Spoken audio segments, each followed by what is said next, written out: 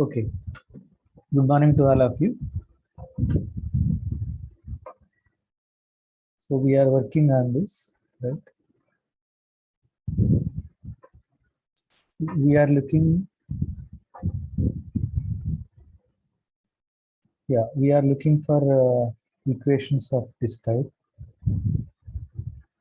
ax congruent to b modulo n, right? So this implies that n divides ax minus b. So we told that this has a solution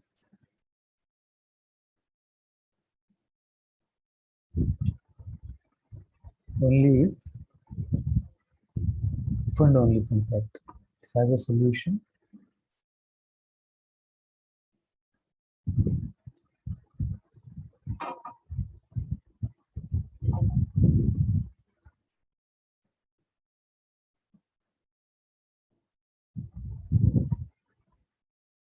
a comma n GCD has to divide b, right?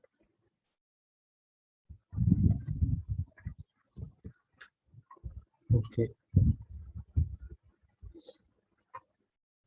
and the number of incongruent solutions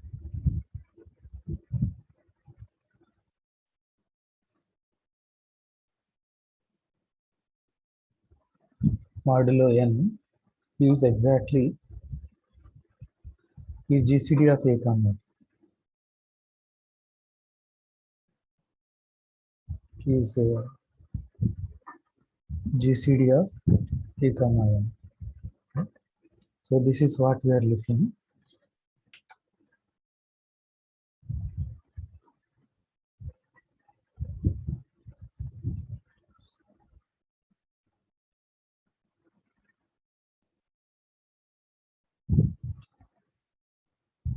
Okay, fine. So so before other people join, just I want to say one point here that see, whenever you have a comma b GCD is 1, right? We have that a comma b GCD is 1.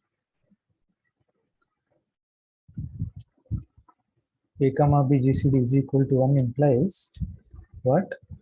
So there exist integers x comma y such that ax plus by is equal to 1. Okay. So in general, okay. So in general, if I take my a comma n GCD is equal to 1, okay, then so ax is congruent to 1 modulo n has unique solution up to modulo n, right? This is same as saying that a has multiplicative inverse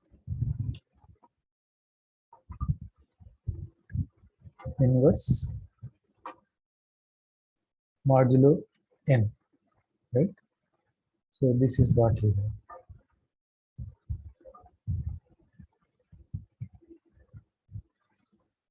Okay, this is the converse is also true.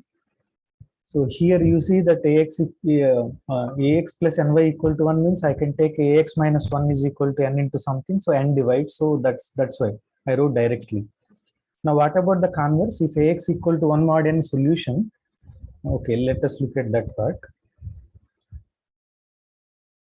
So we have that now I'm saying that ax equal congruent to 1 mod n has a solution,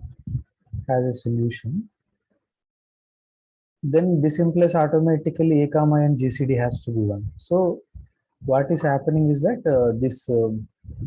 so we are finally having this part, right? A has multiplicative inverse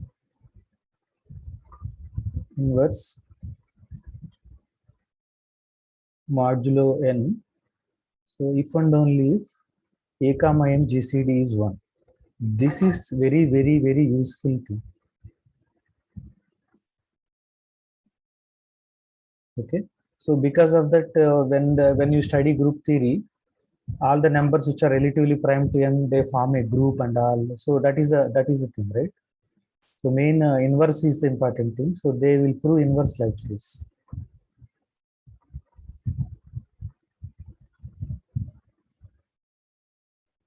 Okay, great. So so what is that we are told one more time? A has a multiplicative inverse modulo n if and only if A comma n GCD is 1. Okay. Now we will look into other aspect that now we have this equation. Which elements have their own inverses? Okay.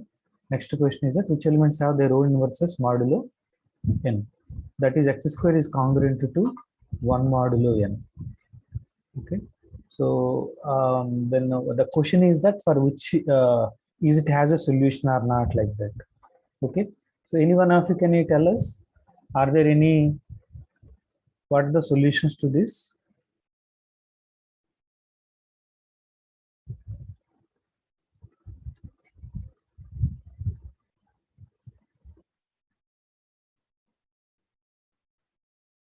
Yes.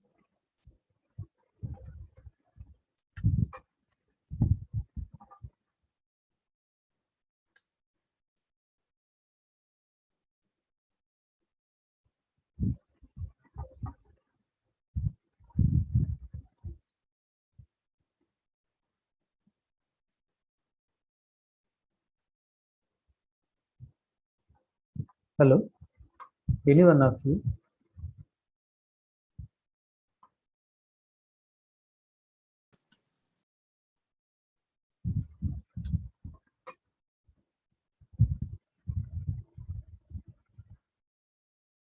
So I'm asking that x square equal to 1 mod n. Is it has a solution at least once, one solution?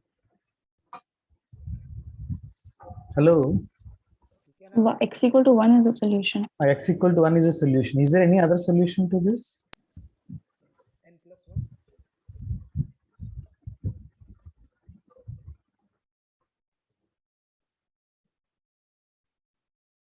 Yeah.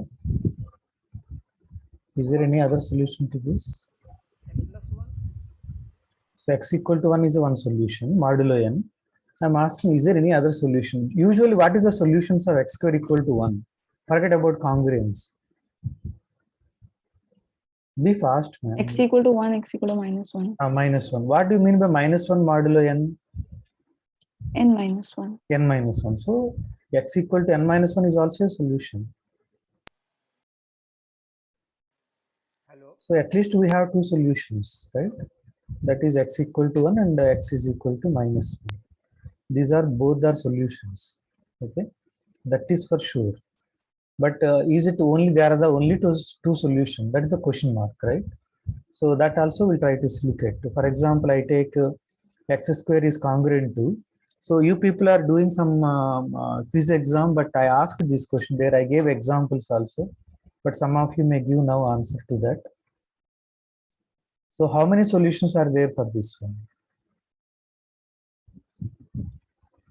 See, whenever we are looking solutions, means solutions congruent modulo 8 only, right? So afterwards, once it has a solution, automatically congruences have infinite number of solutions. So that's why we look at only up to modulo 8 only. Yeah, so first, what are the solutions to this?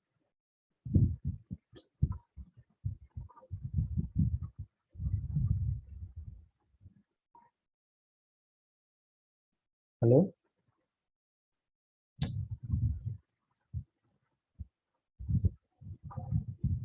Hello? X equal Yes, to 1 sir. is a solution. X equal to 3. 3 is a solution. 3 square is equal to congruent to 1 mod 8. X equal to 5 is a Equal to solution. 5 5. square is congruent to 1 mod 8.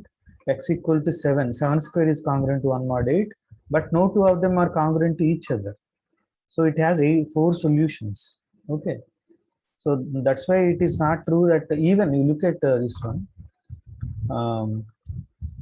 Yeah, okay. Yeah, I hope it is clear to you, right? Even you look at that 2x equal to single thing, simple thing. 2x is congruent to 0 mod 4. Okay. How many solutions it has? Modulo 4.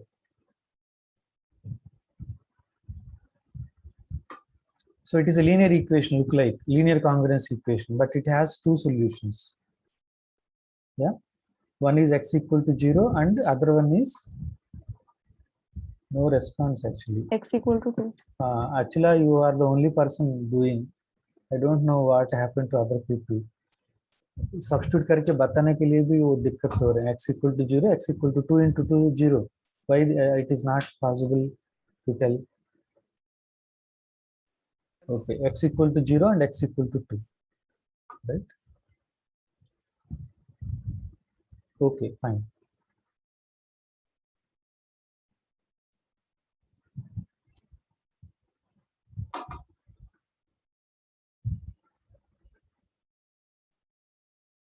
Actually, I'm facing some problem. Cursor, I'm unable to see properly. Okay, fine. So, that's why. So they do not behave properly as we expect. So that's why we'll look at what happens when it is a prime number now. Okay, new page after. So now we look at prime number. So x square is congruent to 1 modulo p now, where p is a prime number. Where p is prime.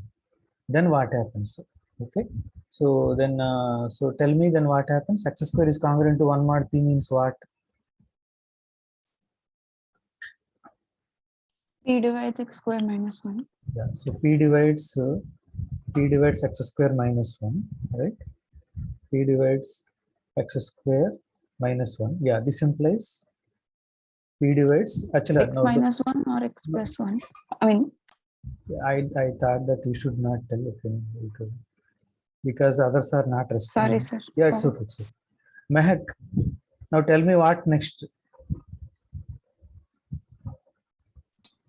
So, sir, P divides x minus 1 and P divides x plus 1. Both. P divides AB implies R, P divides x plus 1, right? Yes, sir. No, not S, sir. It is not and, it is R. P divides AB implies P divides A or P divides P. Okay? Okay, nice. See, for example, 2 divides 6. But 2 does not divide 2 as well as 2 does not divide 3. Okay, both, it will not divide both. Okay, at most, there are cases it may, but generally the result is that if P divides AB, then P divides A or P divides P. So from this, what happening? So X is congruent to 1 mod P, right? Or X is congruent to minus 1 mod P. But we are looking up to modulo P, right? So this is congruent to P minus 1 modulo P. Both are same. Okay. P minus 1 and minus 1 are same modulo P because P minus 1 is congruent to minus 1 modulo P. So because of that, so I'll take like this. Okay. Okay, good. Okay, we'll go now next.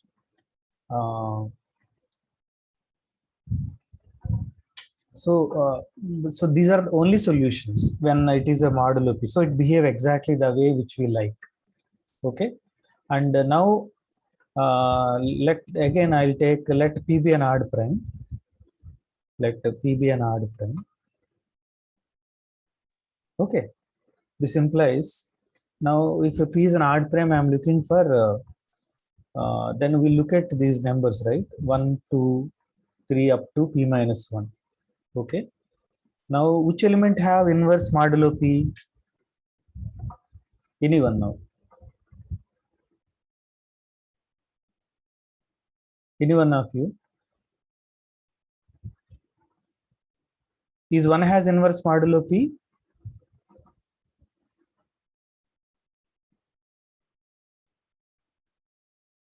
Yes, sir. What is inverse of 1?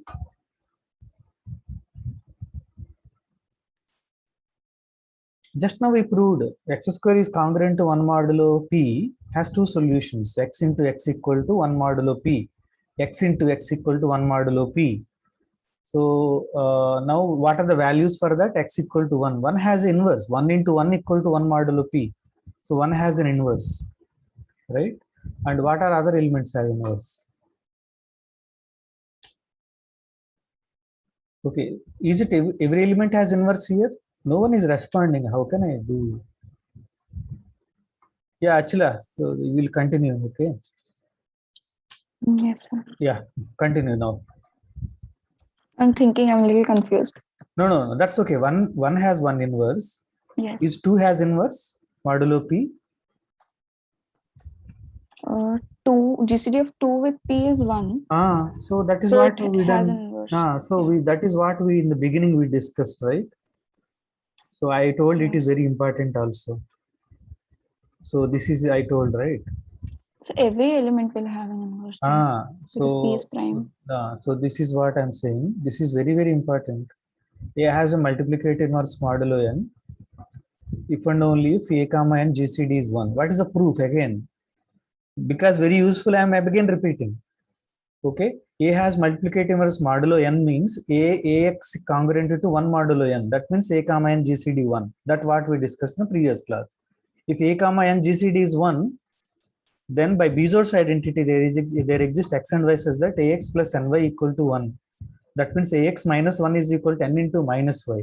That means n divides AX minus 1. That means AX is congruent to 1 modulo n. Right? Yeah. So now, since it is a prime number, every number is relatively prime to P. 1 is relatively prime to P. So all of them has inverses. But which two elements have their own inverses? Out of them, two have their own inverses. What 1 are and P those? minus 1. Huh? 1 and P minus 1. 1 and P minus 1, they are whole inverses. Okay. The inverse of 1 is 1. Is there any other element have own inverse? Is there any other element have its own inverse? Other than 1 and P minus 1? Achila.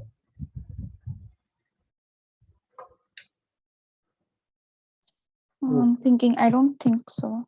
Yeah, we just now we proved x square equal to 1 mod p. What are the solutions? Has only two solutions. We 1 proved and P already. minus 1. Yes, sir. So these are the only roots. Okay, no other root will come.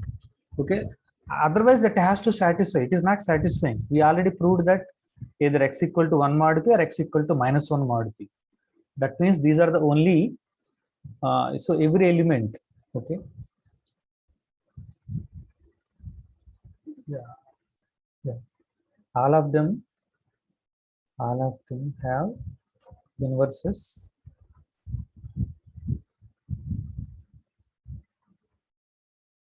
Modulo p. Okay, but only two of them. But 1 and minus 1 have own inverses. Of course, this is modular.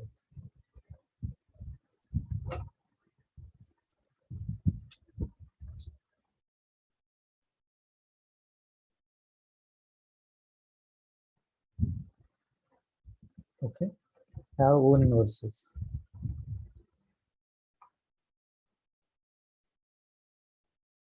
That means what now? But 2 also has inverse. But what is its inverse? First up, 2 also has an inverse. But what is its inverse?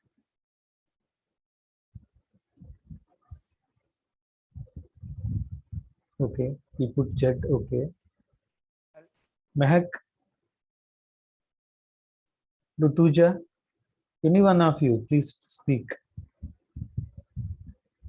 What is inverse of 2? Of course, it depends upon P. I cannot tell exact answer, but I can say something.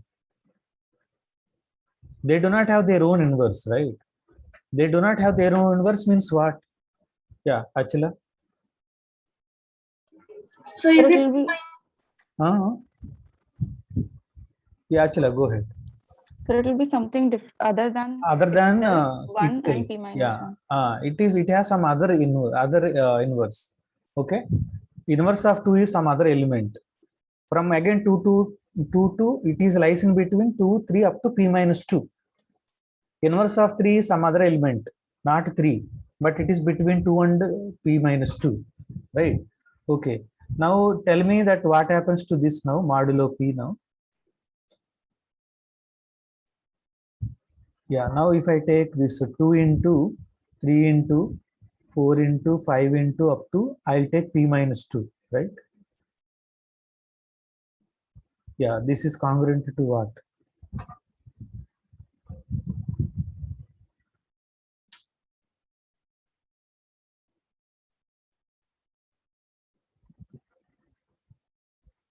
Yeah, modulo p, I'm asking this. Hello. Hello, sir. Hello.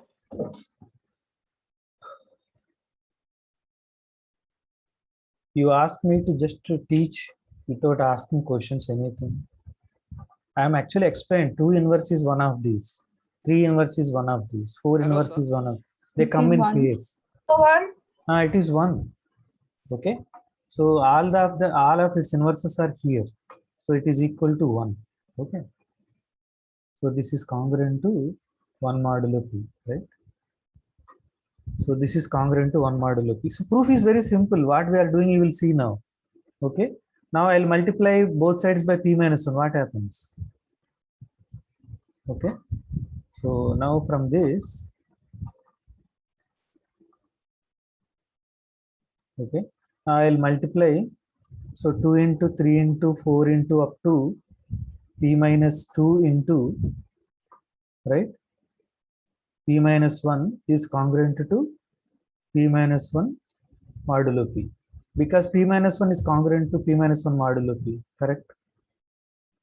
So p minus 1 is congruent to, say, every number is congruent to itself. So this is always true, right? So, but what is 2 into 3 into 4 into p minus 1 up to p minus 1? P minus 1 factorial.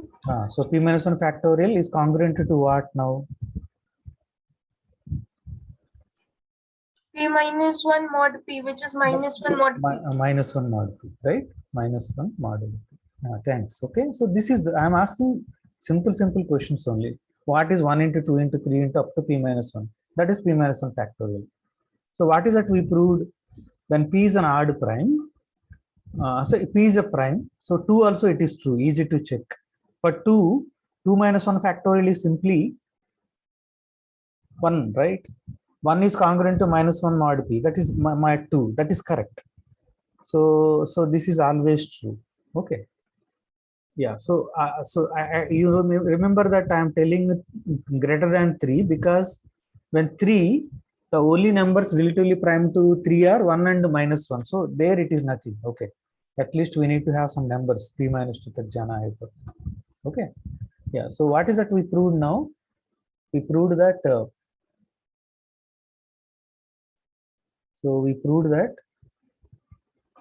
you let if p is a prime, if p is a prime, then p divides p minus 1 factorial plus 1, or p minus 1 factorial is congruent to minus 1 modulo p. Okay, this is what we need to prove, okay, in the previous class, Wilson's theorem. So what is the Wilson's theorem says?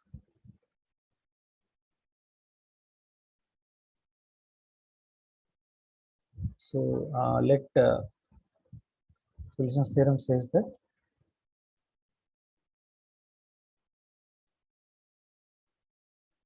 yeah, somebody can help me. What is Wilson's theorem?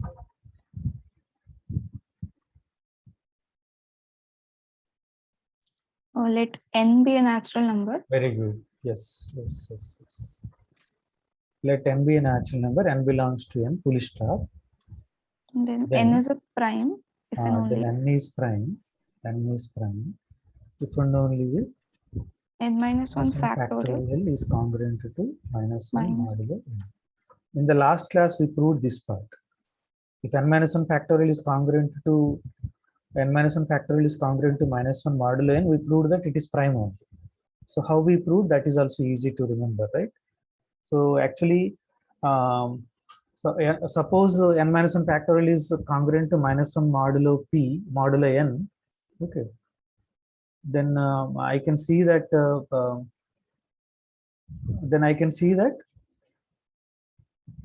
n has to be prime. If n is composite, then n is equal to a into b. So a divides n minus 1 factorial and a divides n minus 1 factorial plus 1. So that gives that a divides 1. That's a contradiction. That's what way we proved, right? Yeah, so it is if and only, right?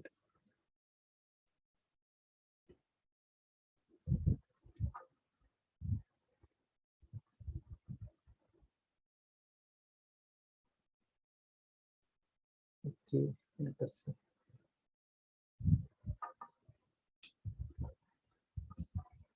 Something is happened.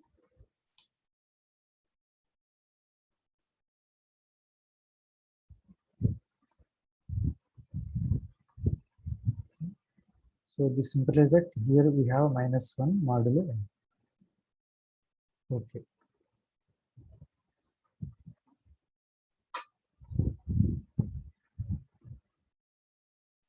So the advantages, let us see now. Let us discuss few things here now. So we discussed that x square is congruent to 1 modulo p has only two solutions. Exactly two solutions. Better try that. Has exactly two solutions.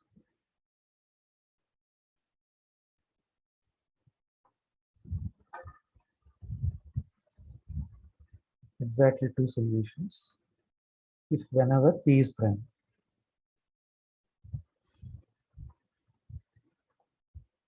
So it is independent of the prime, whatever the prime is. Now I want to look at x square is congruent to minus 1 modulo p. Okay, I want to look at this part. Okay, so let us see this. Okay, so I want to claim that now I'm not asking actually. So you are not revising what we can do. If p is of the form 3 modulo 4, then this does not have a solution. Does not have a solution.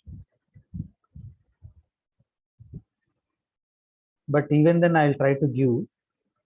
So it may not be correct to go like that. See, for example, if I take my p is equal to 3, right? So x square is congruent to minus 1 modulo 3, right? That is same as x square is congruent to 2 modulo 3, right? So now what are the values I have to substitute? X equal to 0, x equal to 1, and x equal to 2. You can check that none of them will satisfy this. 0 square is congruent to 2 modulo 3, not correct. 1 square is congruent to 2 modulo 3, not correct. 2 square is congruent to 2 modulo 3, not correct. That means they do not have solutions. Same with the 7 or any number. But how do you prove that? How can we show that? Okay, so that is the question now, right?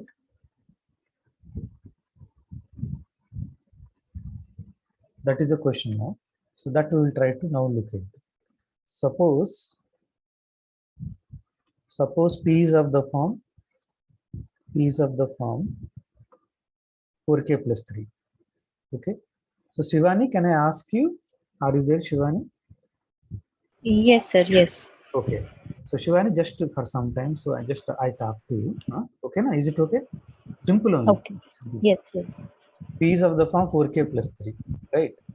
So Yes. what is that we need to show? X square congruent to minus 1 modulo p has no solution. Has no solution. Very good. Thanks. Yeah, has no solution. So how do you prove? We'll prove a contradiction. What do you mean by that? Suppose X yes. square is congruent to minus 1 modulo p has a solution. Has a solution. Has a solution. Okay. So say Yes. x naught, some x naught. Okay. Okay. Then we Yeah. have x naught square X is naught congruent to minus 1 mod p. X naught square is congruent to minus 1 modulo p, since where p is an odd prime, right? Yes, p is an odd prime. Why it is odd prime? Because it is of the form P is of the form 4k plus 3, right? Nothing. Simple questions only, right? Because it is not odd prime. Okay. So then what we can say about p minus 1 by 2? It is an integer. Do you agree? Yes, right. Yes, Isn't it? yes. Because Because p yes, is an odd, so p minus 1 is even, by 2 will work. So now what yes, right. happens? Now why I am looking p minus 1 by 2? So can you predict here? So hint is that there is a nice theorem we proved in the, not in the previous class, but little early. That will come now, help us. Any one of you can tell also. Now this 2 p minus 1 by 2. Sure. Anyone, including Shivani, Kathy.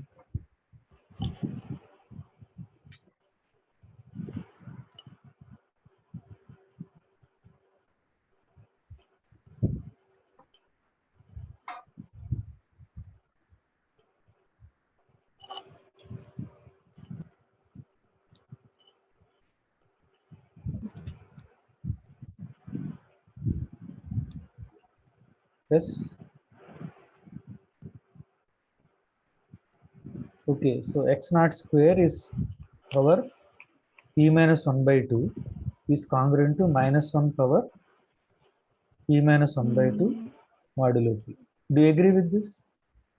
So we proved that a is congruent to Yes, b modulo n. Then a a power to the k is power n. a Yes. power a power k is also congruent to b power k modulo n. Right? True. This implies a power k is congruent to b power k modulo n. This we know, right? This is general we know. So now what happens? Okay, now let us go. What is this now? X naught power, how much I have here? P minus 1, right? Yes. X naught power P minus 1 is congruent to, but what is minus 1 power P minus 1 by 2? That is odd. So minus 1 mod p. This is minus 1. Why? Can you explain? Yes, because we have in power p minus 1 by 2 is equals to some odd number. Why it is odd? That's what, Shivani. Just tell that. Because p is equals to 4k plus 3. Okay, So let me write. So let me write. So P is of the form 4k plus 3. yes. Okay. So P minus So 1 is p equal minus to 1 by 4k plus 2, right? Yeah. yes. So P minus 1 by 2 is equal to 2k plus 1. It is 2k odd plus number. 1. Okay. Yes. That is the advantage. That is the thing about the primes of the form 4k plus 3. So if the primes are of the form 4k plus 3, then P minus 1 P minus 1 by 2 becomes odd. Okay. One more thing. When I say that x naught square equal to minus 1 mod p, right? Okay, Shivani. Yes. A simple question. It is for everyone, but just one point of contact I am asking you. So can p divides x naught square? Go slowly, no need to hurry. When x naught square is congruent to minus 1 mod p, is it p divides x naught? So see, remember again, this I discussed earlier. P already dividing x naught square minus 1. Yes, X true. naught P square is plus 1. dividing. So see, we asked something like this. If n divides a plus b, okay, then n divides a if Then and n only divides a and if n n divides divides b. That is important. That is very frequently used thing. Okay, yes. now already is here p dividing x naught square plus 1. Okay. Yes. Now what we can say about is p divides x naught? That is the question. Is p divides x naught square? P does not divide. Okay, so P divides x naught square plus 1. From here we can obtain P divides x naught square and P divides 1. No, But that is a contradiction. yeah. So that's what. So what is the GCD of x comma p naught? X naught comma P. Yeah, x naught comma p. Yes. So GCD of x naught comma P is 1. 1 because p does not dividing x naught, right? Yes. If GCD of x naught comma p 1, then what is the result you can think of?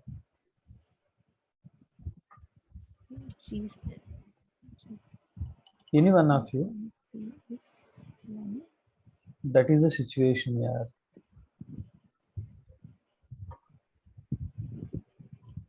Sir, Fermat little theorem. Fermat's little theorem. Okay. Okay. So Fermat's little theorem we discussed. Okay. Fermat's little theorem says that x naught power p minus 1 is congruent to 1 mod p. Okay. So by Fermat's little theorem,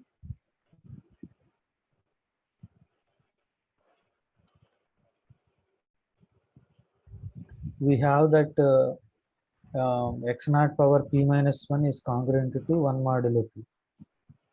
Right? Now we have that x naught power p minus 1 is congruent to minus 1 modulo p. This is we got now. We are proving by contradiction when it has a solution. That means that 1 is congruent to minus 1 modulo p. Do not Minus stop 1. there. Yeah. This implies Yes. p divides 2. But p is P is prime. prime. Okay. P is odd. Odd prime. Okay, that's a contradiction. Right? So what is that we proved actually? So we have proved that there does not exist means there does not exist a solution to the equation x square minus 1 modulo p. Yeah, so x square minus congruent to minus 1 modulo p, okay, or x square plus 1 congruent to 0 modulo p does not have a solution. Yes. When p is of the form P is of the form 4k plus 3. and this is prime also. Okay, this is what we proved till now.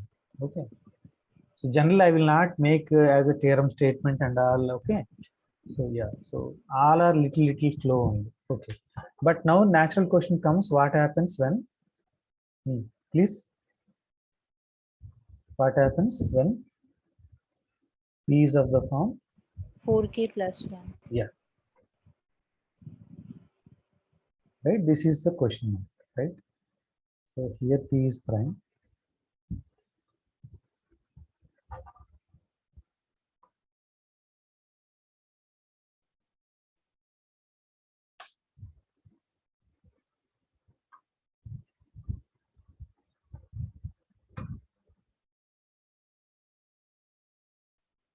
Okay, fine. Okay, now let us look at into this. So let us look at some example. With that, it may be clear. So let us take p is equal to 13. Okay. So what is that Wilson's theorem says already?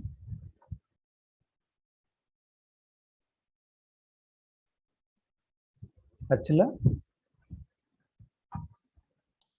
Yes, sir. So by Wilson's theorem, we know 12 factorial must be congruent to So minus 1 mod 13 minus 1 factorial is congruent to minus 1 mod minus 1 13. modulo 13.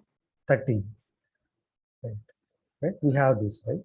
But what is 12 factorial, right? So let us see that. So 12 factorial means 1 into 2 into 3 into up to 12 is congruent to minus 1 modulo. Okay. Okay. So this implies. So I'll look at here. I'll just write like this. Okay. So 1 into 2 into up to, I'll go to up to 6. Okay. What is the next one? 7, right? But can I write 7 as minus 6 modulo 13? Do you allow me? Achila? Yes, sir.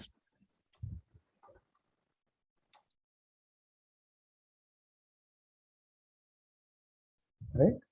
Okay. So now similarly, okay, it is easy to see that minus 6 is congruent to 7 modulo 8 or 7 is congruent to minus 6 modulo 13. This is easy. Right?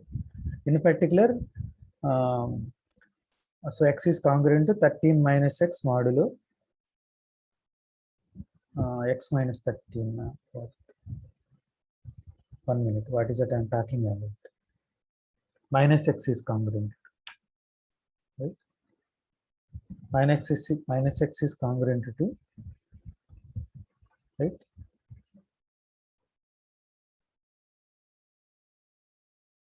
Minus x is congruent to 13 minus x modulo 13, right? So what is that I'm writing now? So now what is the next number? So 8 will be congruent to minus 5 mod 13. Minus 5. Okay. Next 9 is congruent to minus 4. Next one minus 3. Next one minus 2. So what left? 12. 12 is nothing but minus 1. Minus Right? 1. So it is congruent to minus 1 modulo 13. Right? How many minus 1s are there here?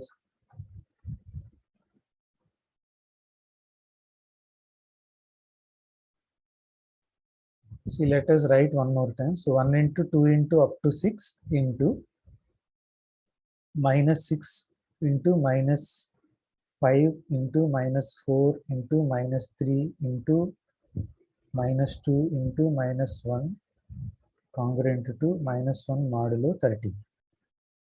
Right? Yeah. So this implies 1 into 2 into up to 6 whole square. You see that? Y square. Yes, sir. So 1 into 1 again, they are repeating, right? But provided I do not have minus, okay, is it plus or minus? That I need to see now. Yeah, anyone? How many minus are there?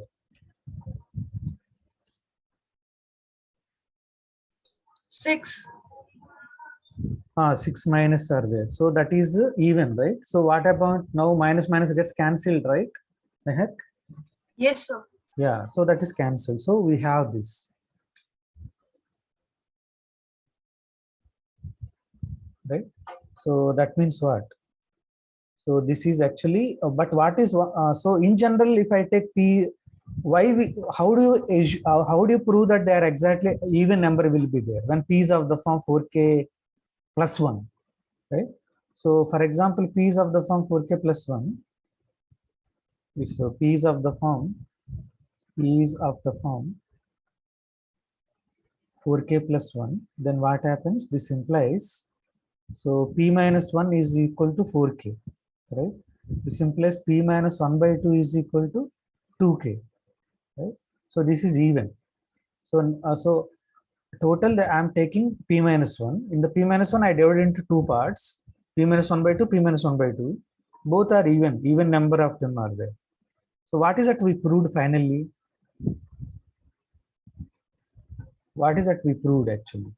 So that if you're able to tell, that will be nice.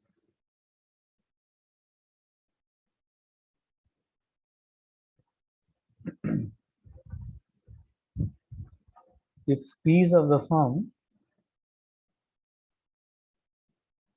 4k plus 1, then what is that we proved? Hello, Shivani? Yes, sir. So we have proved that it does not have solution.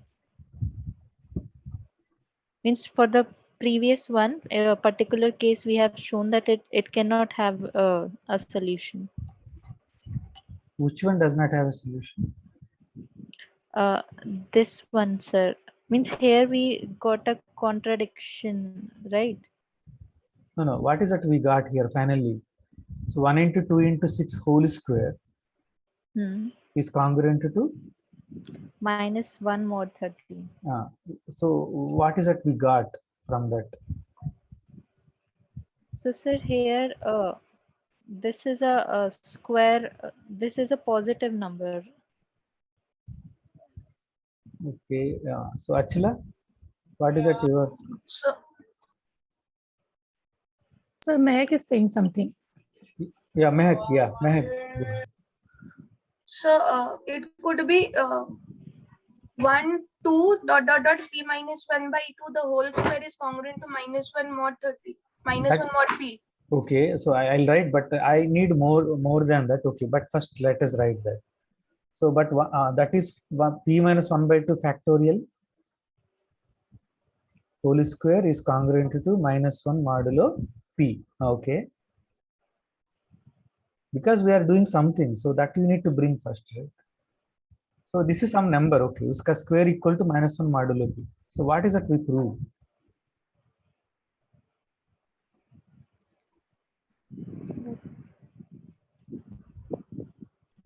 P. So this p minus 1 by 2 is an integer. Means this is an e. We prove that this No, is of that the is form. anyhow integer. See, p minus 1 is, so that we know. These are all known.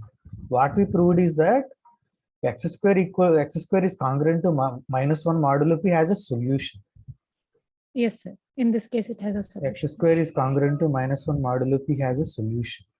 When p is of the form 4k plus 3, so I'm explicitly giving, not proving, I'm giving the answer. Now, what is other solution to this? What is one solution to this now when p is of the form 4k plus 3? One solution is p minus 1 by 2 factorial. Satisfies this. P minus 1 by 2 factorial satisfies. If I put in the place of x, p minus 1 by 2 factorial, it is satisfying. What's the other solution to now? What is the other solution to this equation? It has two solutions. Has to be 1. One, how one will satisfy? See, if I take p equal to 5, okay? Right. No. What is the naturally you will ask? Okay, so x square, we are squaring something. So what is a different number I'll get? Square is there, utilize. I already know that a satisfies this. A satisfies a square is congruent to minus 1 modulo p. Okay, can I give another solution by using square? I'm telling that a satisfies this.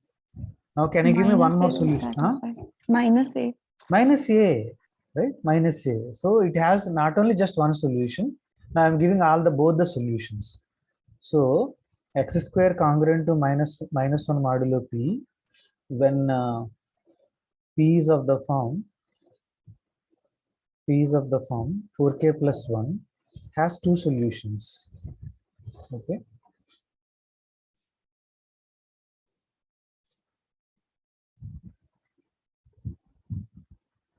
Has two solutions.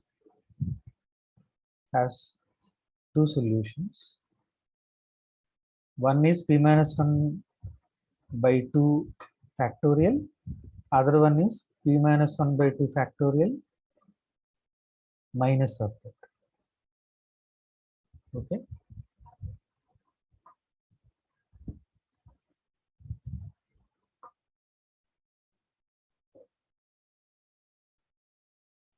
Okay, these are the two solutions. Okay, see the beauty. I proved that when p is of the form 4k plus 3 x square equal to minus 1 modulo p does not have solution. I proved by using Fermat's-Riddle theorem. X square equal to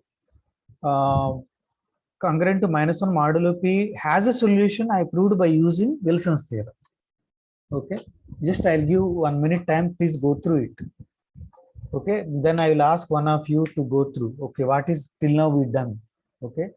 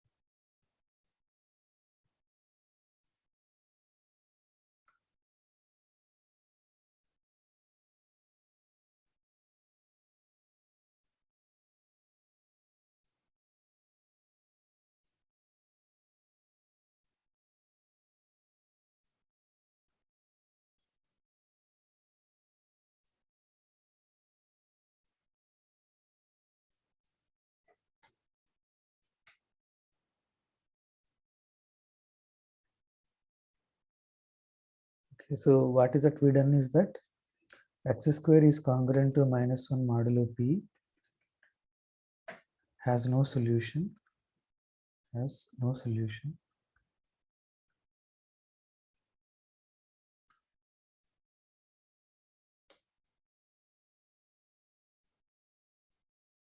Has no solution if p is of the form 4k plus 3. Okay, and x square is congruent to -1 modulo p, has exactly two solutions.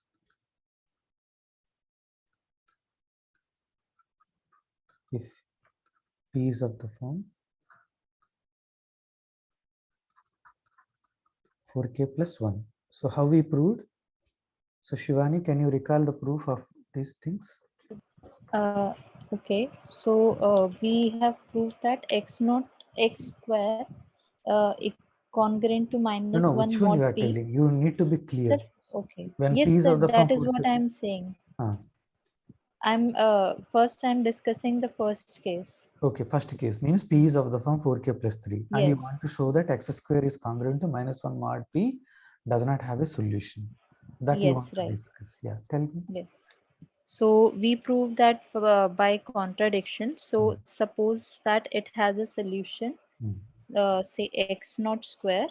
Hmm. So x naught square is congruent to -1 mod p. Hmm. Then from here we have that p divides x naught square plus 1. So from there we obtain p comma x naught as 1. GCD of p and x naught is 1. Hmm. So by Fermat's little theorem, we have x naught p minus 1 is congruent to is congruent to 1 mod p. Hmm. So since p is equals to 4k plus 3, so p minus 1 by 2 is equals to 2k plus 1. Hmm. So we already have x naught square is congruent to -1 mod p. So we take the powers x naught square raised to power p minus 1 by 2 and -1 raised to the power p minus 1 by 2. Then after solving this, we obtain that x naught raised to power p minus 1 is congruent to -1 mod p. But by Fermat's little, we already have that x naught raised to power p minus 1 is congruent to 1 mod p. Right. So from By these two, transitivity. equating these two, By yes, transitivity. yes, we have 1 is congruent to -1 mod p. So this implies p divides 2, but p is an odd number. Very good. So Very good. that is Nice. a contradiction. But how we proved that when p is of the form 4k plus 1, how we proved x square is congruent to -1 mod p has a solution. In this Yeah, it has case, two solutions. in this case, explicitly we give the solution, right? What are the solutions? P minus 1 by 2 factorial and minus p minus 1 by 2 factorial. Yeah. So how we proved that they are the solutions? So by using Wilson's theorem. What is Wilson's theorem says? P minus 1 factorial is congruent to -1 modulo p. -1 modulo p. So right? what we done? So since now I went up to 1 to up to p minus 1 by 2. I explained with 13, but 13 is a numbers easy to visualize, right? Instead of numbers. So yes. 1 to up to p minus 1 by 2 तक गया है. उसके बाद p plus 1 by 2 will come. But p plus 1 by 2 is same as minus of p minus 1 by 2, right? So otherwise you can say that 1, 2, 3 up to p minus 1 by 2, they will repeat but in minus signs, right? But now how many minus are there? 2k are there. They are even number of them. Even numbers. So that's why by Wilson's theorem I got the required answer. So we proved that. Okay. Yeah. So this is one of the beautiful result. Actually, it is telling that later you will see that -1 is a quadratic residue modulo p when p is of the form 4k plus 1, and -1 is not a quadratic residue modulo p when p is of the form 4k plus 3. That is what we proved today. Okay, that is one point. Another point is that why these equations are important. See, x square plus 1. Okay, so this is very important. See, so those who are now fields and all, like So x square plus 1 does not have solutions in over real numbers. Real numbers is a field. Over q does not have a solution. Whereas in the complex numbers we have a solution, right? So similarly, ZP, Z modulo P is a finite field. So now which field it is a solution, which prime it does not have a solution, which fields it has a solution as a root, which fields it does not have a solution. That is what we established. It is not a simple thing. Okay, right. And linear equation we know. Now quadratic equation, a particular quadratic equation we solved completely. A particular quadratic equation. We solved today 2 quadratic equation. What is the first one we solved already? Before this we X solved square another congruent to 1 mod p. x square is congruent to 1 mod p. That is there. Whatever may be the prime number, it has 2 roots, exactly 2. What are those? 1 and minus 1, or 1 and p minus 1. But whereas x square plus 1 mod p need not have always solution. So actually what is the result is that if I take any polynomial, okay, p of x is a polynomial over a field f, okay. So there is a result that this p of x is a polynomial of degree n. How many roots it has in a field f? Okay, it has at most n roots. Why at most? So x square plus 1 congruent to 0 mod p even does not have solutions. If it has solution, exactly 2. So it cannot cross more than 2. So that can be proved, but at most we are telling because it may not have also roots. X square plus 1 equal to 0 does not have roots in real numbers. If any polynomial of degree 2 has roots, then it has 2 roots. Okay, one root is real number, other root is also real number. If it is not, has none. Okay, so like that. Okay, so these are important things. So these are things what we proved till now. Now we'll go to the last concept in this related to before your syllabus, because for the mid exams. For that, I want to say that I'll give some simple equation. X square is congruent to 1 modulo 2. Okay, simultaneous equations.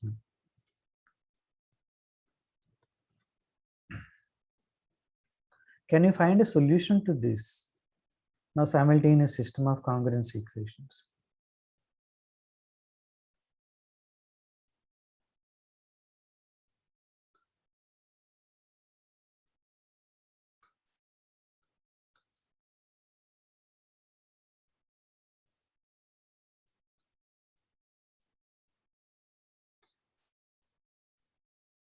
Yeah, any one of you, any number you tell me. That give remainder 1, if I divided by 2, that give remainder 2 and divided by 3.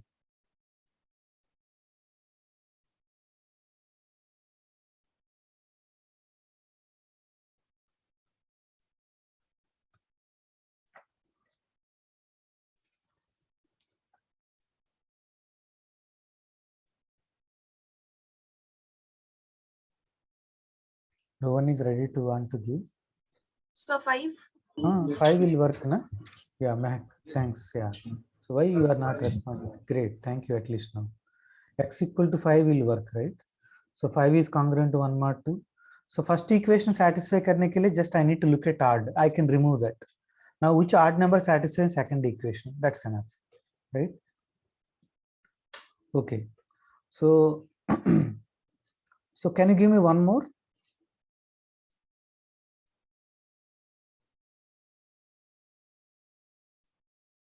$11. Okay. Right. 11 is also right. One more.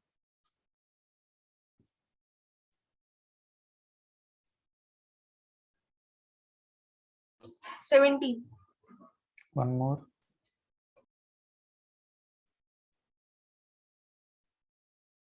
$23.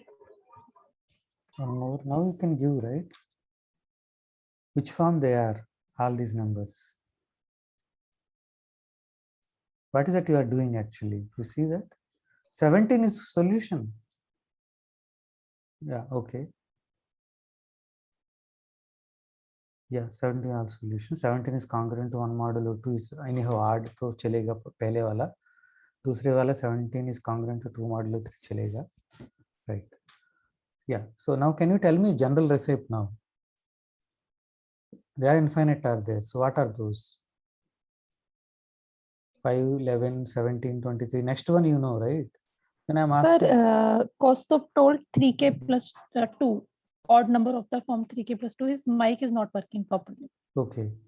So 3k plus 2. So 3k plus 2, then 2 also need to satisfy. 3k plus 2 pay. So 3k plus 2 pay. So when k equal to 0, 2 is 2 satisfy first equation? No, right? So for example, 7. Sorry, sir, he told 3k plus 1. Okay. Odd numbers of the 3 into odd plus 1. But yeah, I need again you are telling 3k plus 1 again odd. So you are putting restrictions. So come up now.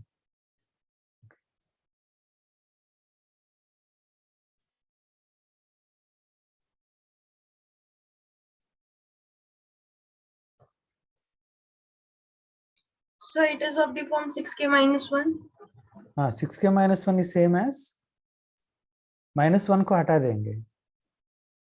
When you are working with modulo 6, somehow you brought 6. कहाँ से 6 कहाँ से आया, I don't know, but very good. 6k. Mehak, you are correct. So 6k minus 1. You are correct, but modify minus 1 को छोड़ के और एक ऐड कर लो, ऐड करो, subtract कर लो, कुछ ना कुछ कर लो. See, I do not want to go to, I want to go to 0 to 5 only. Is it okay? So I no need to go 7, no need to go to 8, no need to go to minus 1, minus 2. So confine only between 0 to 5 only. You are correct, 6k minus 1 is correct, 100, that is the answer. But I need something in a different way. Minus 1 is same as, अभी तक हम discuss कर रहे हैं. Minus 1 is same as, Minus 1. no, minus 1 is same as minus 1 only, that is true. But modulo n pay, minus 1 is same as N minus 1. n minus 1. Okay. So 6k minus 1 is same as 6k plus 5 also. Okay. I'll rewrite. You are also doing the same thing, 6k plus 5. See, if I put 0 here, I'll get 5. If I put 1 here, I'll get 11. 2 here, I'll get 17. See, there is no difference between 6k minus 1. If you put now, keep substituting, okay? When k is equal to 2, what I'll get? 6 into 2 minus 1, 11. If I put 1 here, I'll get 5. Okay? 6k minus 1, 6k plus 5 are same. They are the same arithmetic progressions.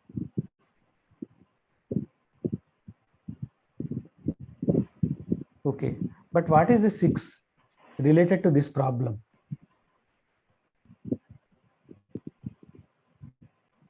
Congruent to 0.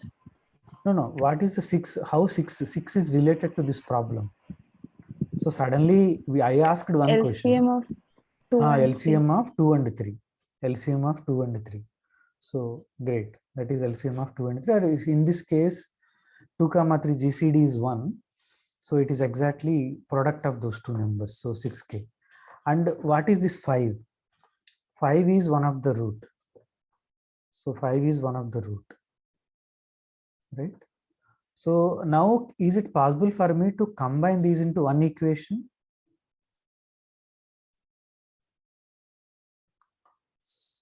Is it possible to convert it into one equation? So for example, I say that if I say that x is congruent to 5 modulo 6. Okay. So can you convert it into two equations now? Modulo 2 and modulo 3.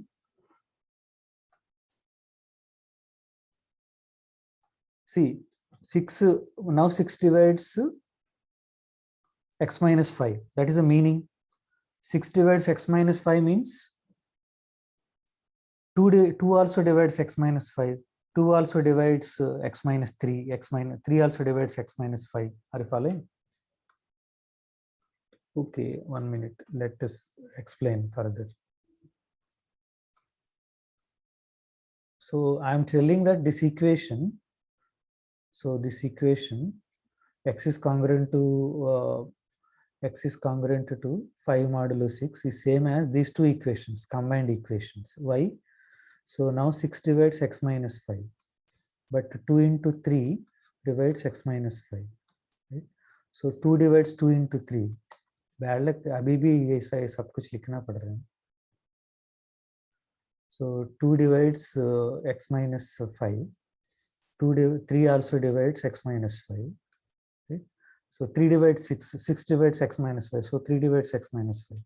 So this implies that x is so x minus 5 is congruent to 0 modulo 2. This is same as x is congruent to 5 modulo 2.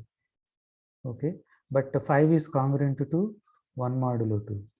So that means by transitivity x is congruent to 1 modulo 2. So this so are you followed that?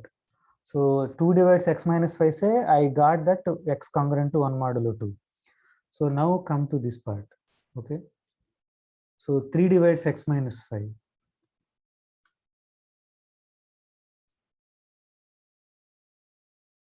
Right, 3 divides x minus 5.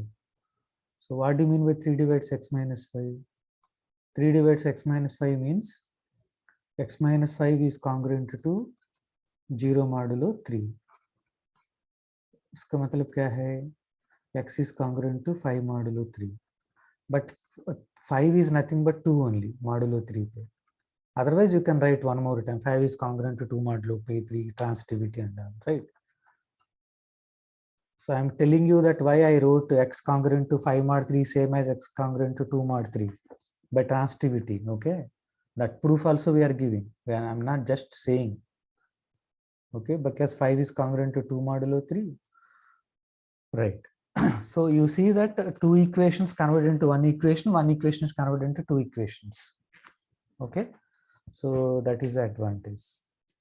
So can you give me now two equations that does not have a solution also?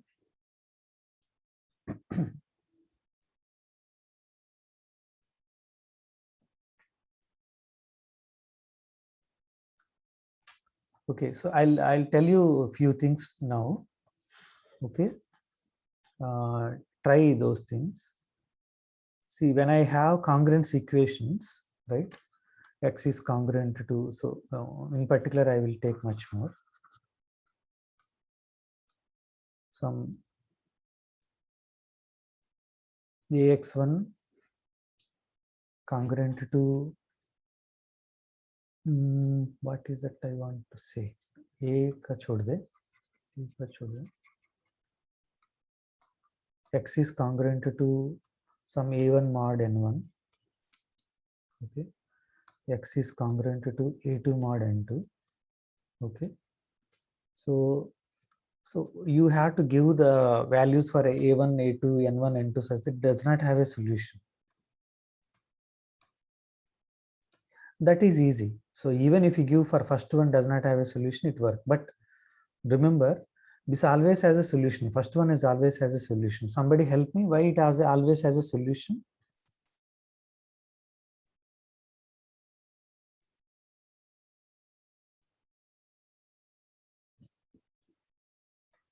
Hello? Individually they have solutions. X is congruent to a1 mod n1 has a solution. Why?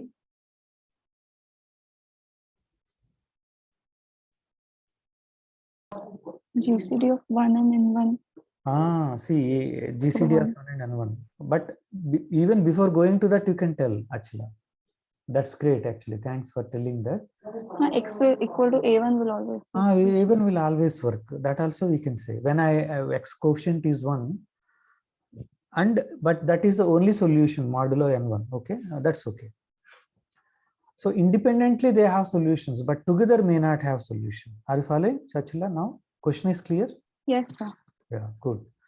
So does not have a solution. So try to explore. Try to give an example. Exercise. Okay. Exercise.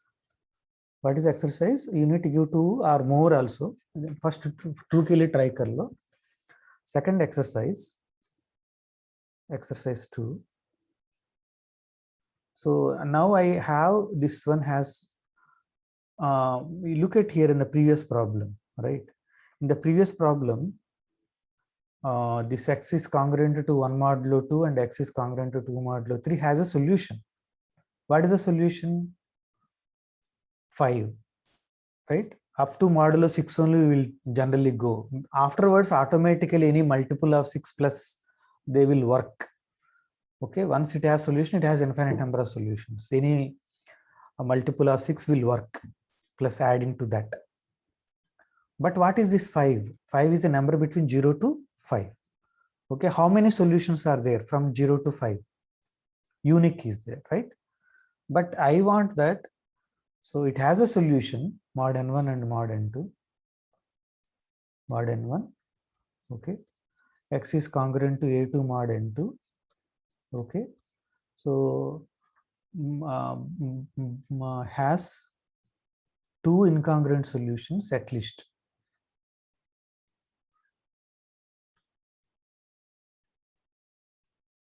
Modulo n1 n2.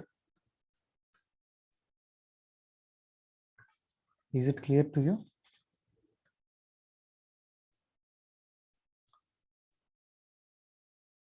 N1 into n2. I took n1 into n2 has 2 incongruent solutions, model n1 into n2.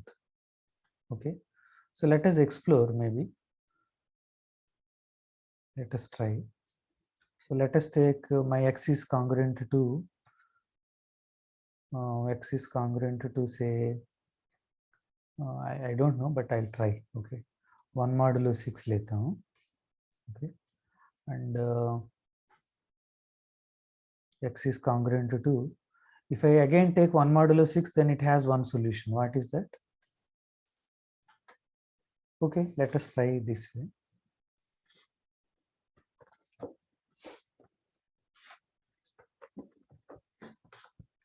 You already know one solution to both of them.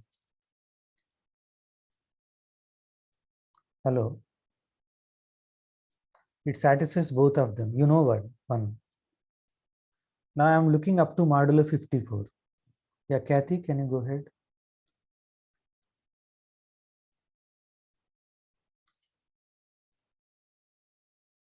Hello, Kathy, are you there? Yes, sir. Can you give me one solution? X equal to 1 mod 6, x is congruent to 1 mod 6. Trivial, very visibly, one solution is visible.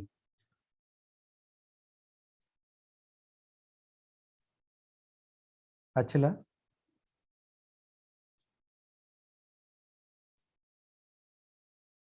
Yes, sir, 1 second. Oh. Shivani? So one isn't a One is a solution to solution. both. Yeah, one is a solution, right? X equal to 1, if I substitute both, it will satisfy both of them. Why you are taking more time? Yeah, one is a solution. Okay. Now, is there any other solution? Then you have to think. Then you have to Yes, think. sir. So, can you give me one more solution other than 1? That is 19. okay. 19. Great. Okay. 19 check karte hain. Mehak, very good, Mehak. 19. You saved my life. Okay. So 19 is congruent to 1 modulo 6. 19 is congruent to 1 modulo 9. Right? Okay. Any other solution?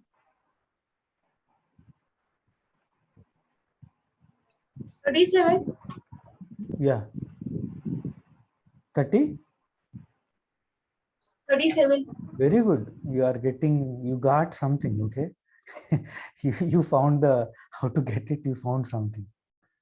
37. See, because what she is doing, so she is looking that वो इससे 1 subtract करते तो उस number से 1 subtract करते तो both 6 and 9 will divide. She understand that. So first she took 1, right? So 1 minus 1 divide 0. Both 6 9 will divide. 19 minus 1 18. Both 6 and 9 will divide. 37 minus 1. Yeah, both 1 and 6 and 9 will divide. What is the next number? 55. 55. 55. But 55 I do not go. Why? It is crossing 54. Yes, sir. Yes, sir. It is crossing 54. So what happened now? So okay, one more thing, try to understand. But 55 is same as what?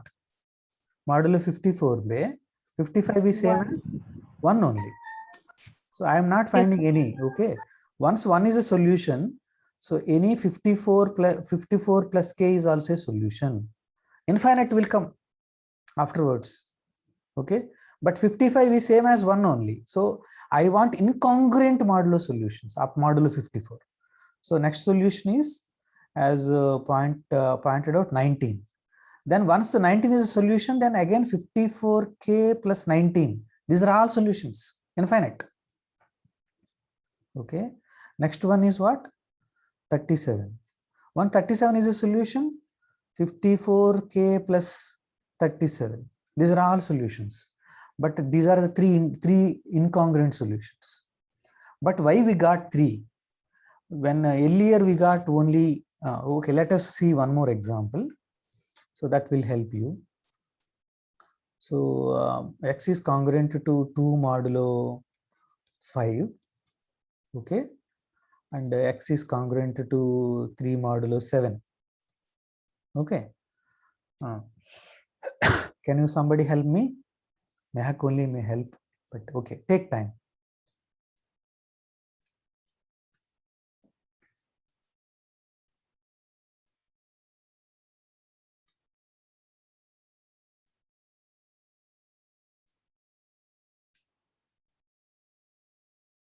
Can you give me solution to both, satisfies both of them?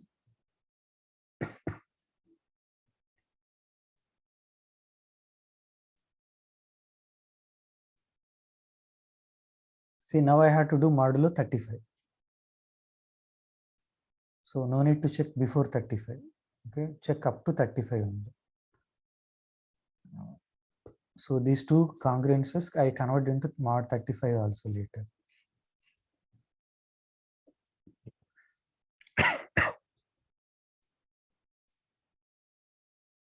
No need to go beyond 35. Before 35 only you will get it if it is there. If it is not there, you cannot get. Before 35 you will not get means you will not get also. Further also. So 17. 17 is working. Okay, Yes, ma'am, sir, let it us is see. working. Oh, working. Yes, 17 is working. Mehak, how you are getting, we don't know. Yeah, 17 is working. But can you find any other?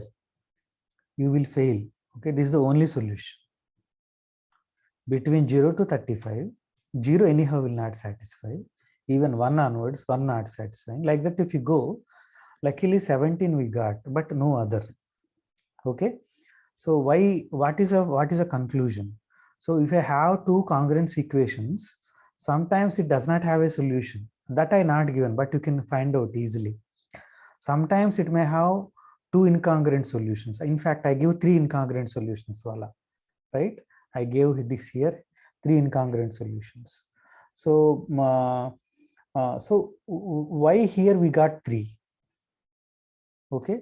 So 6 into 9 is 54. But what is LCM of 6 into 9? What is LCM of 6, 9? That is not 54. So 6 and 9 are not co-prime. 6 and 9 are not co-prime. So their LCM is 18, right? Okay. So that is the reason that, but up to 18, how many will be there? Up to 18, how many are there? You see? Only 1. 19 is same as 1 only, modulo 18. 37 is same as 1 only, modulo 18. Okay. So that is what, so Cheney's remainder theorem. Okay. So Cheney's remainder theorem, now I am about to state, but okay, what it is say, but before going to that, I will ask few questions, right? So how many of you know Lagrange's polynomial in interpolation?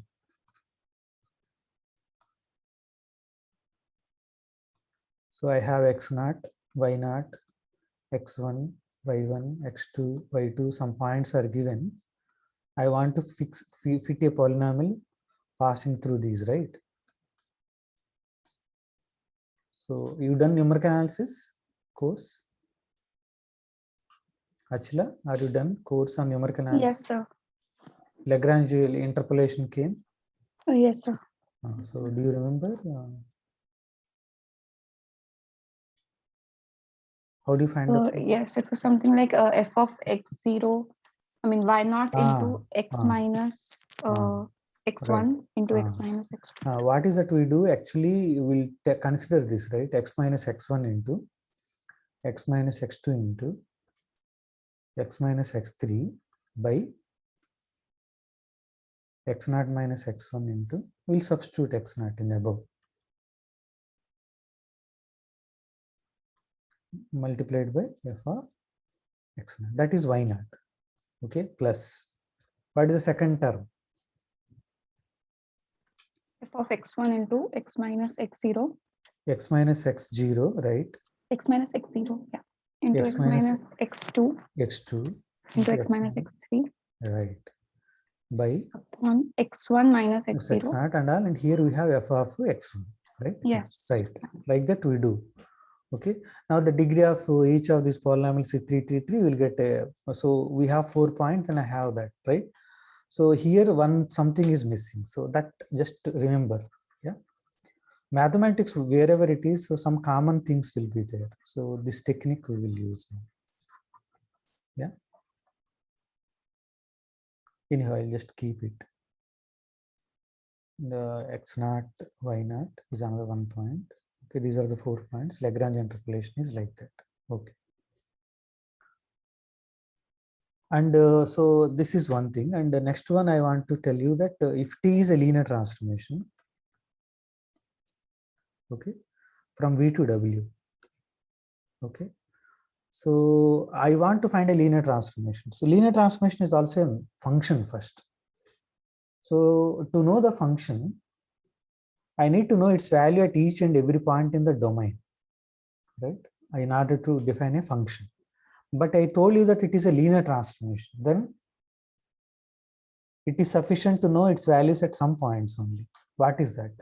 Assume V and W are finite dimensional vector spaces, or even not also works. Yeah. Anyone can help me?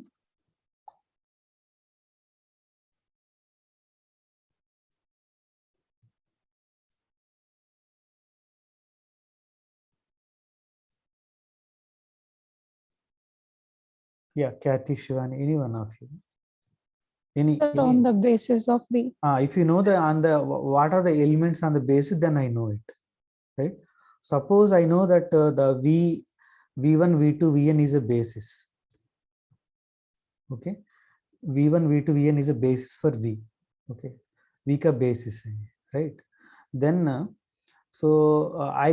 take any n vectors here, any n, whatever you want, maybe repeated, whatever. Now there exists a unique linear transformation. There exists a unique linear transformation which takes V1 to W1, so Vi to Wi. Okay, so that can be proved. That is one of the result in. So once you know the action on the basis, then you know entire linear transformation. That theorem is stated like this: even V1, V2, Vn is a basis, W1, W2, any n vectors in W, then based on that I have a unique linear transformation which takes Vi to Wi. Okay, why I'm bringing all these things and Chinese remainder theorem? That is a beauty, right? So let us see now. Okay, so Chinese remainder theorem. Okay, let n1 comma n2 comma and so on comma nk be positive, mutually relatively prime.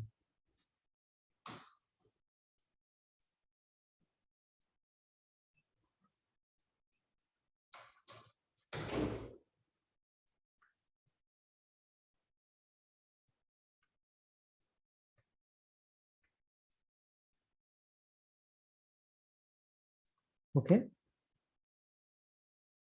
so this is the hypothesis, main thing. Mutually co-prime means, mutually relatively prime means, Mehak? GCD of any two should be equals to 1. Right, n1, n2 GCD1, n1, n3 GCD1, n2, n3 GCD1, like that. I took those numbers. Okay, That is the main thing in the Chinese remainder theorem. Do not forget. Okay. Na? Okay. So that is the thing required. And so like basis, I take V1, V2, Vn is a basis. I cannot take any n vectors in the domain. This V1, V2, Vn should be basis for V. Okay. Here N1, N2, Nk be mutually relatively prime integers. That is required. Now you take any and so W1, W2, Wn, exactly that many vectors only I am taking. How many elements in the basis? That many vectors I am taking in the codomain, and there is just a unique linear transformation like that. And so here I take exactly that many any integers. Okay, now I am writing that let A1, A2, and so on, AK be any k positive, any k integers. Here there is no restriction. You take whatever you like, A1, A2, AK, any k integers. Then x is congruent to A1 modulo N1. Okay. X is congruent to A2 modulo N2. Okay. So, and so on. X is congruent to AK modulo NK. Okay. Has a unique solution. Has unique solution modulo what? Somebody can help me?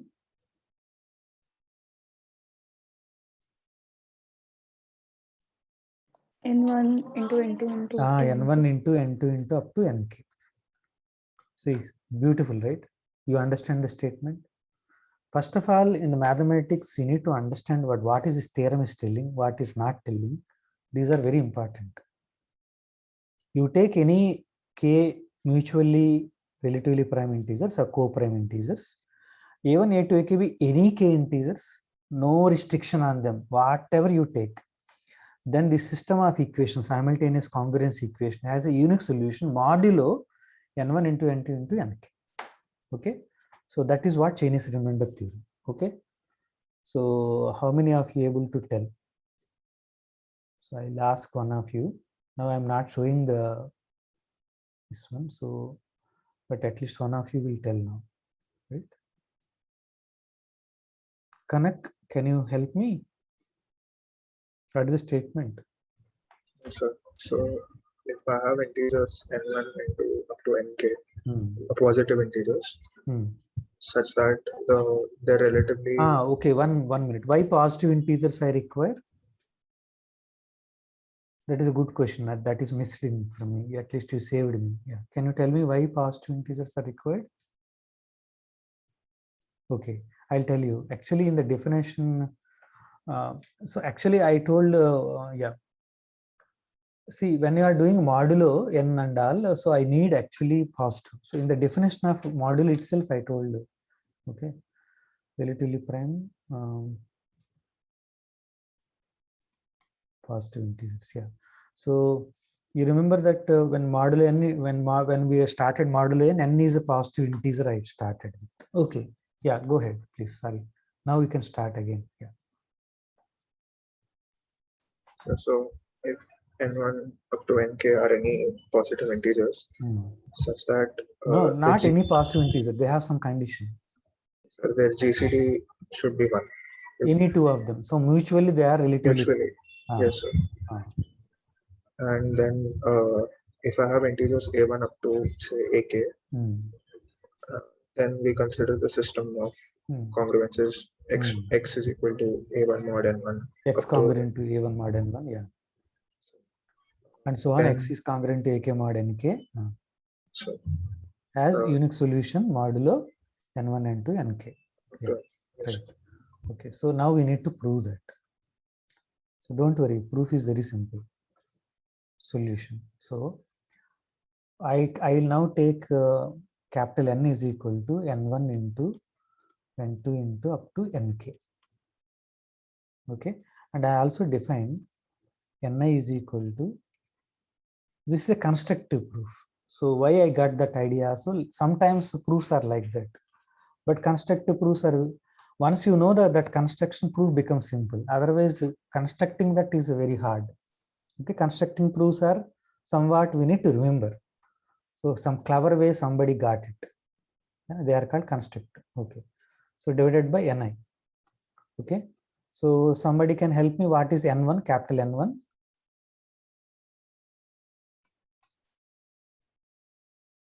That is N1 into N2 into Nk by N1. N1. So that is exactly N2 into up to Nk. So this is N2 into N3 into up to Nk. Okay. What is N2? N2 equal to N1 into N2 into Nk. Is it okay? Actually, you understood that why I told Lagrange's now? Yes, sir. Okay. Right. Okay. I took this number. So now. Sir, N2 वाले में N1 N3 आएगा. Right. N1, N2 will not come. N1, N3. Yes. Yeah.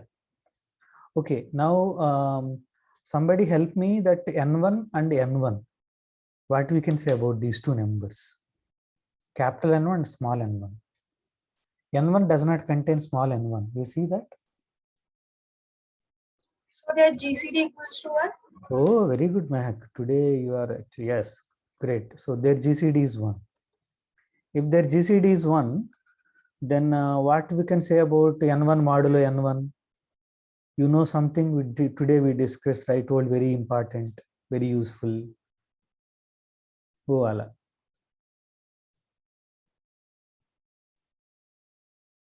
आज ने मैंने कुछ बताया था. GCD 1. Anyone now? As a multiplicative inverse. Capital N1 has a multiplicative inverse. So how do you prove that? It's simple. So N1 comma N1 is 1. Do not worry about, okay? You can prove directly, okay? So by Bezoart's identity, there exists x and y such that N1x plus N1y, small N1y is equal to 1. That means capital N1x minus 1 is equal to N1 times minus y1. Okay, that means N1 divides N1x minus 1. I told 3 times today, but I'm happy to repeat any number of times. Yeah, that is very, very important. I'm telling again, but I'm not getting essence. So N1 comma N1 GCD is 1, and then capital N1 has a multiplicative inverse in N1. That means there exists some y1 such that N1 into y1 is congruent to 1 modulo N1. Okay, so this implies there exists y1 such that capital N1 y1 is congruent to 1. Oh, some problem happened.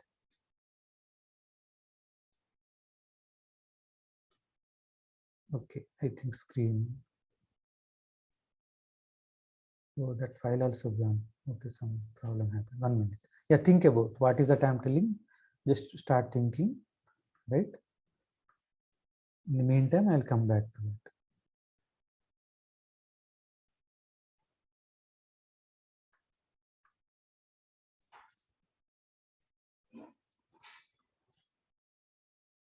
Something happened. Okay, this crashed actually.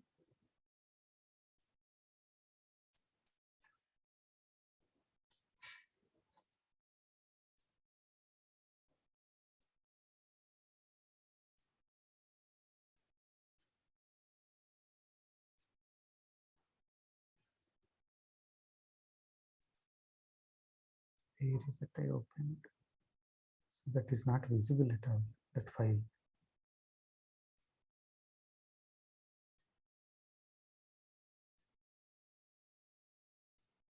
Okay, anyhow, I'll continue with the other one.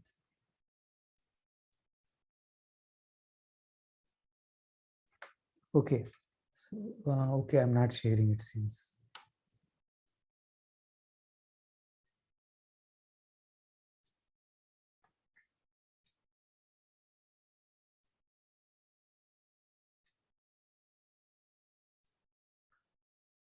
So are you able to see the screen? Yes, Yes, sir. sir. Okay, fine. See, so now what is that I'm saying now is this part. Now I'm little comfortable. I'm able to see cursor also. The proof we are doing, proof of this particular result, Chinese remainder theorem. So I defined this NIS is equal to n by ni, right? Now I'm talking about this ni comma small ni, GCD is 1. This implies there exists yi such that ni comma yi, ni into yi is congruent to 1 modulo small ni. Ni has a multiplicative inverse. So ni into yi is congruent to 1 modulo ni. Okay, this is true for every I. Beauty. Nothing actual. Proof is very simple. Just I define the numbers and GCD is 1, right? Okay, great. But now suddenly I want, what is that actually I'm looking for? Let us go again. This modulo n1, right? X is congruent to a2 modulo n2, right? So these things I have a solution. So I need this, right? X is congruent to ak modulo nk has a unique solution modulo n1, n2, n2 into nk I need. What is that X? Now again Lagrange's comes here. So can you somebody predict what is that I want to do? If I do modulo n1, I have to get a1. If I do modulo n2 for X, I have to get a2. That way I need to get it. Okay. So that means when I do modulo n2, many things will become 0 like that. Okay.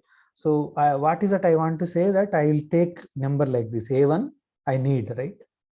I take n1 and I take y1. Okay. What is this y1 and n1? What do you know about them?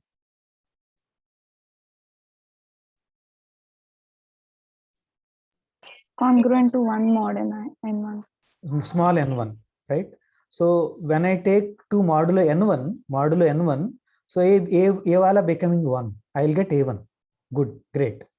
But if I do modulo n2, what happens to this guy? If I do modulo n2, what happens to this guy?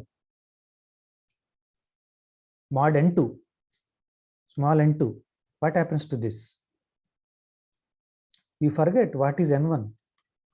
N1 is n2 into n3 into up to nk. N1 by small n1, na? So if I do modulo n2, what happens to this? 0. 0. This is 0. Mod n3? 0. 0. So I got a1. When I do modulo n1, I got a1. Remaining it is 0. But I do not need like. But I do now. I need, if I do, so this is only not sufficient. This guy only not sufficient. When I do modulo n2, I have to get a2, na? So what is that I have to do now? Still it is not a solution. Only thing I am getting at this juncture, if this is X, modulo n1 I am getting a1, but modulo n2, n3, nk I am getting 0. But I want a2 when I do modulo n2. What is that I do? So we will add a2 and So a2, n2, y2. That is what you are telling, Achila? Yes, sir. Very good. AK, NK, YK. Beautiful, right? Now if I do, so this is what Lagrange's theorem I am telling. In fact, there is an article, nice article relating Lagrange's theorem and Chinese remainder theorem. Okay. So if I do modulo n1, small n1, then this becomes 0. These are all become 0 and I'll get a1. If I do modulo n2, all others are become 0. Here I'll get a2. n2, y2, they are congruent to 2. That is a proof. Proof is simple. Both asana. Only thing is that we need to first define ni equal to n by ni and capital N is equal to n1 into n2 into nk. See, if you write formal proof line by line, that is not, so we need to know the main crux of the proof. In the Wilson's theorem, what is the crux of the proof? Today we discussed Wilson theorem proof also. Crux of the proof is that except 1 and -1, every element has different inverse. That is the proof. Then you need to remember that. Okay, and when so p minus 1 factorial congruent to -1 modulo p, how we proved? So do not remember entire proof. Remember only one main point in that. What is the main point? Every element has inverse, first 1 to p minus 1, because they're all relatively prime to p. But out of them, 2 of them their own inverses, 1 and -1. Unko chodte to, so 2 has different inverse, 3 has different inverse. So if I multiply all of them, I'll get 1. I'll multiply both sides by p minus 1, I'm done. See? So any number of times I teach, I never forget the proof. So main crux I remember. And that also very trivial to clear. But Cheney's remainder theorem, of course, it is a constructive proof. So you forget this construction, you'll forget. But that is what is that? This only this part. N is equal to N1 into Nk and Ni equal to capital N by Ni. And their GCD1, वहाँ से हम कर सकते हैं. But this N equal to N1 into Nk, that is the only thing we may forget. Okay, great. So we got the solution. But it is not done. Why it is not done? What is still left? Sir, uniqueness. Uniqueness is left. Unique solution modulo n. I'm writing modulo n. N is N1 into Nk. Okay, this is unique solution. So that system has unique solution. Okay, that is what I want to say.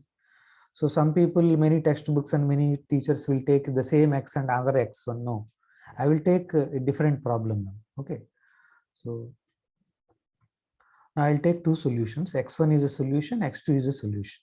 What is mean by X1 is a solution? Okay.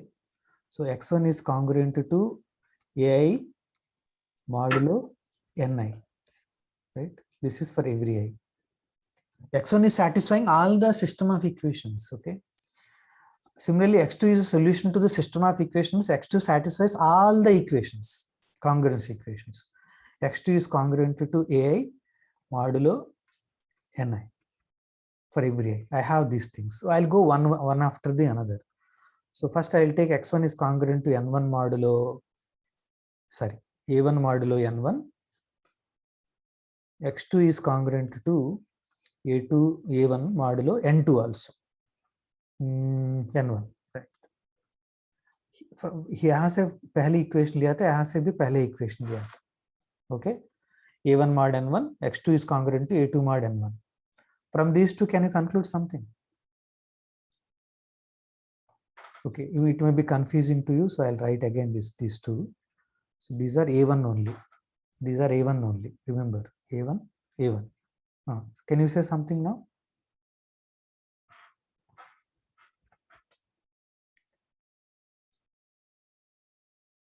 From these two, can you conclude something? Okay, I'll give one more hint then. So, see, if you do not revise now, you cannot get this. What is we are expecting, we are unable to see.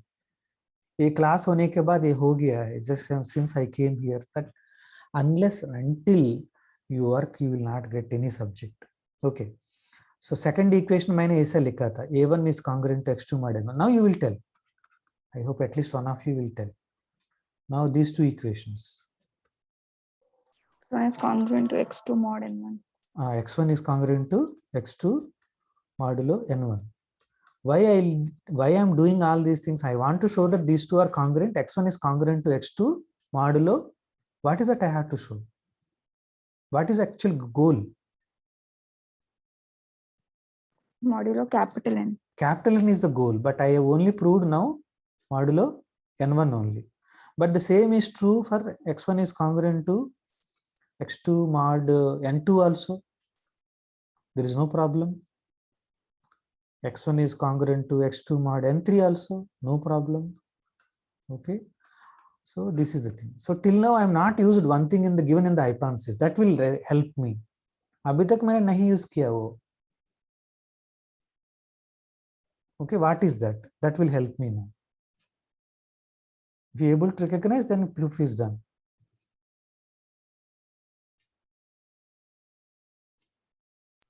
Is Ni a relatively prime? They are relatively prime. That I'm not used till now. See, in the original here, I'm not used. So simply I took n equal to n1 into nk. I do not used anywhere that yeah, ni sorry, I used here also. Sorry, I used here also.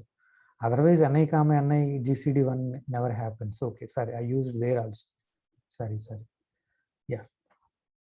Yeah, okay, great. That is also useful sometimes. Mistakes advantage. We will see that where we used also it is clear. Because that I am not discussed properly, that's why I also confused. Okay, great. Now see, now I am having that n1 divides x1 minus x2 from the first equation. n2 divides x1 minus x2, second equation. Okay. So can n1 divide n1 into n2 divides x1 minus x2? That is the question, right? So I will write in here. So are we discussed any question like this? A divides C and B divides C. A comma B GCD is equal to 1. Then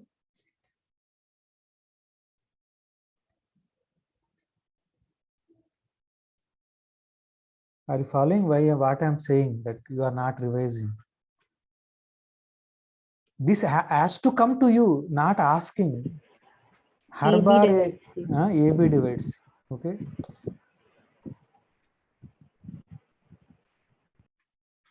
See, I should not recall this and tell. Actually, it has to come. Then things will be easy. So a lot of time is wasting. Again, the same thing we are repeating and all. Okay. AB divides. How the proof will go? You remember the proof at that time? How we done? So what is that we have and all? Okay, every time try to recall things. A divides C, uska matlab kya hai? C is equal to AK1. You remember all these things. Yes. B divides C, C so is C is equals equal to to BK2. A comma B GCD1. There exists x and y such that AX plus Yes. BY is equal to 1. I'll multiply entire equation by C, right? But I need to get AB, right? So I will use these two and I'll put it and I'll prove that AB into something equal to C. AB divides C. Very, very often. Okay, so that we have. Now what is that we have now? N1 divides x1 minus x2, N2 divides x1 minus x2. But N1 comma N2 GCD is 1. Then what we have? N1 N2 divides x1 Product, minus their x2. product N1 into N2 also divides x1 minus x2. Now N1 N2 divides x1 minus x2, N3 divides x1 minus x2, and N1 N2 comma N3 GCD is 1. Why their GCD is 1? They are relatively prime, mutually relatively prime. So N1 N2 comma N3 GCD is also 1. So N1 into N2 into N3 also divides x1 minus x2.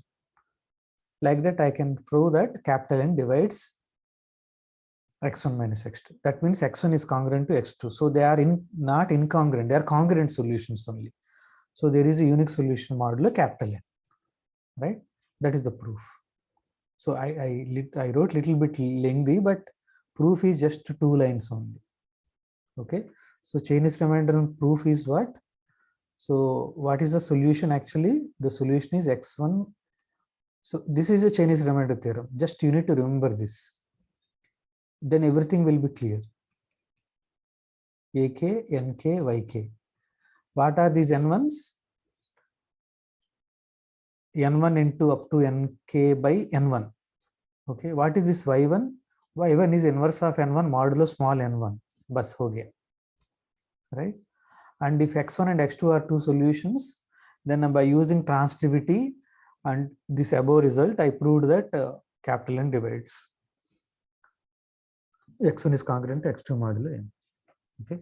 So with this, I completed the major portions of your 1 or 2. If anything, some concepts are not done, okay, I will not ask in the exam. Okay. But those things also, for example, one is that Fermat's factorization method that I am giving as a presentation. So that is not there. But other things, even I have not discussed, those can be derived from the discussions which we done. But even then, okay, I'll try to give as much as possible what I am actually taught you.